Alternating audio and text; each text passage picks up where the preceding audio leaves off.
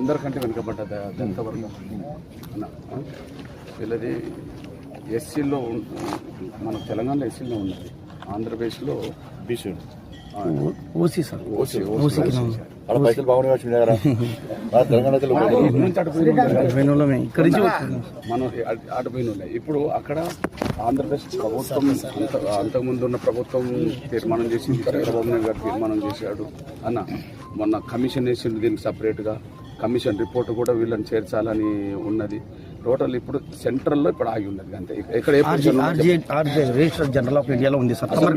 తీర్మానం నుంచి పంపారు అన్నది నాది కూడా ఇస్తే మాకు లెటర్ కూడా పంపించారు సార్ మన కాడికి, కానీ ఆనే పెండింగ్ ఉందని చెప్తారు సార్. మాట్లాడతా పిఎంఓ ఆఫీస్ నుంచి కూడా వచ్చేది సార్ నిన్న మినిస్టర్ ఆఫీస్కి మేము అదే పార్లమెంట్ సమావేశాలు ఉండే కదా నాకు దానికి ఏమైనా కదలికలు వస్తే ఆర్జీఐ నుంచి వస్తుందన్న. మా రిక్వెస్ట్ ఏంటంటే ఆర్జీఐలోనూ 2019లో కూడా గౌరవ ముఖ్యమంత్రి ఇదే చంద్రబాబు ఉన్నప్పుడు పంపించినప్పుడు రిటర్న్ వచ్చిందన్న. ఆర్జీఐ కొన్ని పాయింట్ చూపించి వెనుక కొట్టారు. మళ్ళీ 2023లో కూడా ప్రభుత్వం కూడా చేస్తే మళ్ళీ రిటర్న్ పంపించారు. ఇప్పుడు స్వయాన ముఖ్యమంత్రి టేకప్ చేసి ఏబిసిడి వర్గీకరణలో ఏ గ్రూప్లో బుడగజంగం చేస్తూ తెలంగాణ మాదిరిగా ఖచ్చితంగా దీనికి నామోదు చేయాలని చెప్పి తీర్మానం చేసి పంపడం జరిగింది. ఇది ఇంప్లిమెంట్ అయితే చేస్తామన్నారు. పర్సనల్ గా చాలా సమస్యలతో కూడుకున్నది. మొన్న ఒక అమ్మాయి కులం లేకుండా జీవించే ఏదన్నా ఉన్నాడు.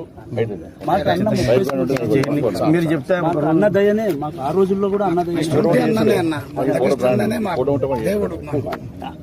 ఆయననే మాకు దేవుడు అన్న. ఆయన అన్ననే సాయం చేయించు. దీనికోసమే నేను హైదరాబాద్ నుంచి ఇక్కడికి వచ్చాను. ఎందుకంటే చేస్తే మాత్రం రిజల్ట్ పెడతాను. ఓకే.